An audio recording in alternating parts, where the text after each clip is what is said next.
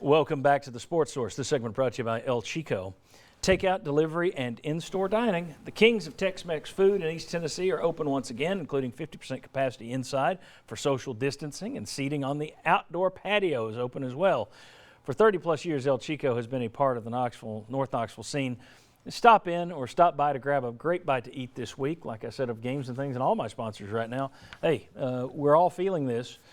So the more you support my sponsors, the more I appreciate you, which is hard to do at this point because I appreciate you a lot.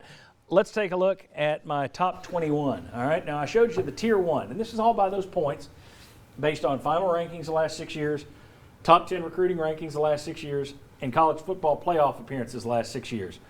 Alabama, Clemson, Ohio State, Oklahoma, Georgia, LSU, all of those scored more than 100 points. Then there was a clear drop-off from 136 points down to 84. Tier 2 are any schools that scored over 60 points. So Florida State's still in there, even though they've had a couple of lean years, but they were so great at the beginning of the playoff era.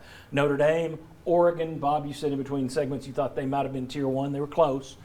Penn State, Wisconsin, USC, Michigan. Wisconsin is the only team out of those top 2 tiers that doesn't have a playoff appearance or a top 10 finish in recruiting. Thought that was interesting. So tier 3, you drop down. Michigan State. There you get Florida, who of course had a 4-win season in the midst of this thing.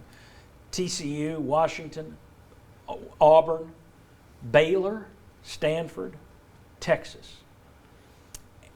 Just your thoughts on the tier 3s that you see there, the tier 1, 2, and 3. Anybody surprise you they're not there, or would you be surprised by Jimmy, I know you thought Washington might be a little higher. I did. I thought Washington would be higher. The one thing I can't factor is where did they do in recruiting? I don't know. That might be the thing that hurt them the most.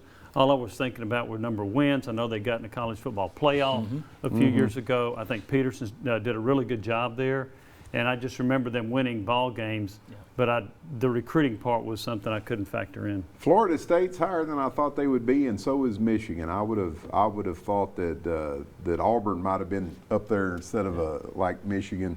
Auburn's a little lower than I thought they would be, but yeah, Florida State hanging in up there.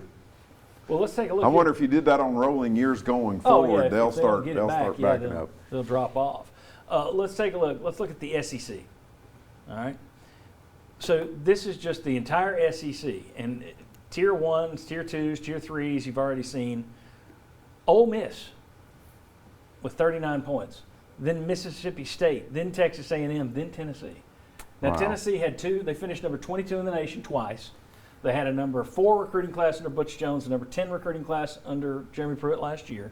So they're in there. That's their 16 points. But behind A&M, not a surprise, behind Ole Miss and Mississippi State. And you remember, the first of this was during Hugh Freeze's wild and rowdy days down at Ole Miss. Yeah, shenanigans, when they were recruiting with money. And Dan Mullen, of course, did this at Mississippi State. I mean, they were number 1 one of these years for a little bit. So you then see Kentucky and Missouri below Tennessee, barely. Arkansas, South Carolina, and Vanderbilt. I'm not surprised by Arkansas and Vanderbilt, but South Carolina hasn't had a top 25 finish or a top 10 recruiting class. So they're 0. So if I gave you that list, see, this is where I may have a difference. Point-wise, I understand the ranking. I did it. It makes sense. But if you told me to look at the last 6 years in my head, how would you stack the SEC? I don't know if that's how I'd stack it. No, I would have Missouri higher. I'd have Missouri higher, Ole Miss, Mississippi State lower. Yeah, Missouri. During that time frame, they played for the SEC title twice. Is that correct, or is it barely out of it? No, that would have been 2012 and 2013. So this started in 2014. Okay, all right, so they're out of it. Okay, never mind on Missouri. Ole Miss is higher than I would have thought, even though I know that Hugh Freeze did some good things. Dan Mullen, as you mentioned, he had Mississippi State ranked number 1 in the country for a few weeks there. I thought he did a tremendous job at Mississippi State. I could see Mississippi State ahead of Tennessee. Ole Miss had a couple of top 10 finishes under Hugh Freeze. Right. Yeah, that's what jumped him way up there. Yeah, and they beat Alabama 2 years in a row. So that was pretty impressive for them to do that with the players that they got there to Oxford somehow. Anyway, just in case here's how they got them there. And I'm sure Lane Kiffin won't get them there the same way that Hugh Freeze did. The interesting thing when you look at that, though, is Tennessee. You might think initially that they wouldn't be anywhere on the list, but they have had some limited success. Yeah. The problem, though, is you compare it to the limited success at other programs in the conference, and their limited success is as good or better. Ole Miss, Mississippi State, better than Tennessee's limited success. Kentucky, pretty much. I mean, they had a top 10 finish just 2 years ago. Tennessee hasn't had anywhere near a top 10 finish in the national before rankings. Tennessee went south, what was it now, 15 years? I mean, you kind of lose track of it. Well, I mean, you haven't won a championship You know, since 98. Alabama, Florida, Tennessee, Auburn, Georgia, LSU. Those were the cream of the crop. And when you're sitting on there being discussed below where Mississippi State and Ole Miss, I mean, that just tells you where you've been. And this is just the past 6 years. Well, they haven't had what I define as a really good team since like 07, last time they played for the East Division. In 01, they were really good. Yeah. They blew Yeah. that one. Good in 04, 04. Oh, yeah, in 07. So but since then, you've had a couple. And in fact, if I'm not mistaken, since then, since 2007, Tennessee's had a winning SEC record twice. This past year and once under Butch Jones. That's hard to fathom for It is. Tennessee's program. All right.